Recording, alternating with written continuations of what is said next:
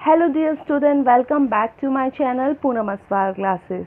तो आज हम क्लास 11 की बुक हॉर्नबिल की पोम के क्वेश्चन आंसर करेंगे। और पोम का नाम है the voice of the rain. तो इसका फर्स्ट क्वेश्चन है, there are two voices in the poem, who do you belong to and which lines indicate this. इस कविता में दो वॉइसेस थी, दो आवाज़ें थी। वो आवाज़ हमें बतानी है, यानी दो आवाज़ें किसकी थी उनके बारे में हमें बताना है। और वो कौन सी लाइन थी जिस लाइन से हमें ये पता चल रहा है कि ये इन दो की आवाज़ है। तो आंसर है, one voice is the voice of the poet and the other voice is the voice of the rain. इस कविता में जो दो वॉइसेस थी उसमें से एक आवाज़ जो थी वो पोइट की थी और जो दूसरी आवाज़ थी वो बारिश की, मतलब रेन की थी। और किस लाइन से हमें यह पता चल रहा है, वो लाइन था line that indicate the voice of the poet and who are those, said I। जब पोइट ने ये कहा था कि तुम कौन हो, तो इससे पता चलता है हमें ये पोइट की लाइन थी। दूसरा, line that indicate the voice of the rain, कौन सी लाइन थी जो कि voice of the rain यानी रेन ने कही थी। and the poem of the earth said the voice of the rain, मैं इस पृथ्वी की रेन हूँ। ये किसने कहा था? रेन ने कहा था, बारिश ने कहा था। तो इससे हमें पता चलता है कि दो आवाज़ें थी, एक थी रेन की और दूसरी थी पोइट की। नाउ सेकंड क्वेश्चन क्या है, what does the phrase strange to tell mean. जो इसमें फ्रेज था पोम में कि स्ट्रेंज टू टेल, उसका हमें मतलब बताना है। तो मैं थोड़ा सा आपको मतलब बताती हूँ। जैसे अगर हम किसी व्यक्ति को कोई काम करने के लिए बोलते हैं और हमें पता है कि वो व्यक्ति वो काम कर ही नहीं सकता, हमें आशा ही नहीं है कि वो उस काम को कर पाएगा, और एकदम से वो उस काम को कर दे, तो हमें बहुत ज़्यादा क्या लगता है, स्ट्रेंज लगता है, अजीब लगता है। तो यही बात इस पोम में भी कही गई है। जैसे the phrase strange to tell mean that it was a strange for the soft falling rain to reply the poet question. When the poet asked the rain, who are thou, the rain replied, I am the poem of the earth. इस phrase का मतलब जो strange to tell था, इस pome में लिखा गया है, वो बहुत अजीब था। क्यों? जब सॉफ्ट फॉलिंग जो रेन है वो क्या दे रही है, रिप्लाई दे रही है, जवाब दे रही है। किसके क्वेश्चन का जवाब दे रही है? कवि के क्वेश्चन का, पोइट के क्वेश्चन का जवाब दे रही है। तो वो बहुत ज़्यादा अजीब लगता है। और जो पोइट था, उस पोइट ने क्या क्वेश्चन पूछा था? उस पोइट ने ये क्वेश्चन पूछा था कि तुम कौन हो, और बदले में बारिश जवाब दे देती है कि मैं रेन हूँ। कहाँ की? पृथ्वी की, यानी अर्थ की। तो जब रेन जवाब देती है, तब वो जो स्ट्रेंज टू टेल इस पोम में लिखा गया था वो उसका मतलब है।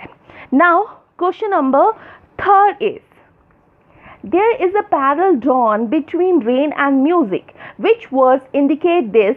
Explain the similarity between the two. Rain यानी बारिश और म्यूज़िक के बीच में एक पैरेलल लाइन खींची गई है। कौन सी पैरेलल लाइन? सिमिलैरिटी की लाइन खींची गई है। वो ये बताती है कि दोनों, चाहे वो रेन हो या म्यूज़िक हो, वो दोनों एक ही है। ये चीज़ हमें किससे पता चलती है? दोनों के बीच में जो समानताएं हैं हमें वो बतानी है। तो आंसर है, the line for the song issuing from its birthplace after fulfillment, wandering, wrecked or unwrecked, duly with love returns, drawn a parallel between rain and music। जो पोम में जो लाइन है, जो फॉर दी सॉन्ग से लेकर और music तक मैंने कहा है, ये पोम की वो लाइन है जिससे हमें ये पता चलता है कि इन दो लाइन में, मतलब ये पोम की लास्ट की दो लाइनें हैं। इन दो लास्ट लाइन ने बताया है कि क्या बताया है कि जो रेन है और जो म्यूज़िक है वो दोनों एक दूसरे के पैरेलल है। Both rain and music rise upward and fulfil and finally return to the source of origin with the love. दोनों, रेन हो या म्यूज़िक हो, दोनों ही ऊपर की ओर उठते हैं और वो दोनों ही सबको प्रसन्न कर देते हैं। जब बारिश होती है तो हम लोग बहुत ज़्यादा खुश हो जाते हैं, जब हम म्यूज़िक सुनते हैं तो हम बहुत ज़्यादा खुश हो जाते हैं। तो दोनों ही चीज़ों को होके वो क्या होती है, ऊपर उठती है और सबको क्या कर देती है, प्रसन्न कर देती है, खुश कर देती है, और अंत में फिर से वापस आ जाती है, मतलब रेन वापस से बंद हो जाती है और म्यूज़िक वापस से बंद हो जाता है। तो इन लाइनों से हमें ये पता चलता है कि जो रेन है और जो म्यूज़िक है वो दोनों की दोनों पैरेलल खींची है, यानी दोनों की दोनों के बीच में समानताएं एक सी है। Now question number 4 is, how is the cyclic movement of rain brought out in the poem? Compare it with what you have learned in science. इस पोम में जो साइक्लिक मूवमेंट है उसको कैसे दिखाया गया है, इसको आप अपने जो साइंस में पढ़ा है उससे कंपेयर करो। यानी जो पोम में साइक्लिक मूवमेंट बताया गया है उस पोएम में क्या लिखा गया है, और आपने जो अपनी साइंस की बुक में जो साइक्लिक मूवमेंट पढ़ा है उन दोनों को हमें कंपेयर करना है। मतलब पोइट ने कहा है कि पानी कैसे बरसता है और साइंस में जो कहा है उन दोनों को हम कंपेयर करेंगे। तो आंसर है, इन the pome the rain rises untouched out of the land and sea. It changes it from in the sky and then comes down to the earth in the form of rain.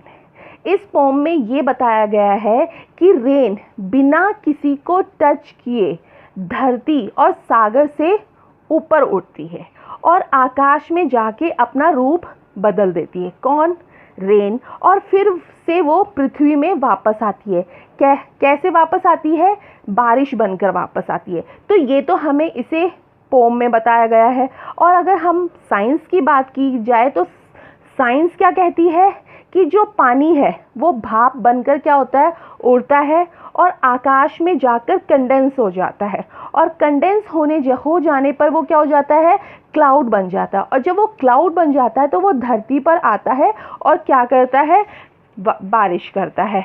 तो ये दोनों cyclic movement है। Compare था किसका? एक तो pome में जो कहा गया है और एक जो साइंस की लैंग्वेज में कहा गया है। Now question number 5 is, why are the last 2 lines put within a bracket? Last की 2 लाइन को ब्रैकेट में क्यों लिखा गया है?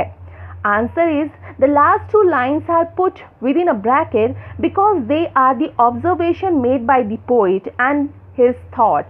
He made a similarity between the rain and the music. जो लास्ट की 2 लाइन है पोइट ने ब्रैकेट में इसलिए लिखी थी क्योंकि इस लाइन में पोइट ने रेन और म्यूज़िक में खुद सिमिलैरिटी बनाई, खुद ऑब्जर्व किया, खुद देखा उनको, खुद सोच लगाई। किसने?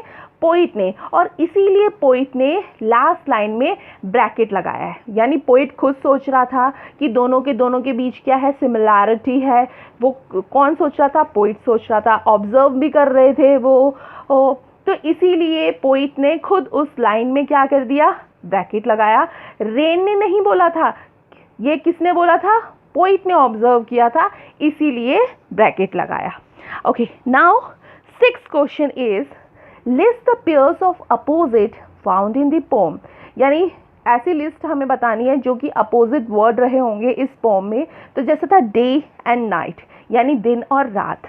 रेक्ट एंड अनरेक्ट, यानी जिसकी हम केयर करते हैं और केयर नहीं करना।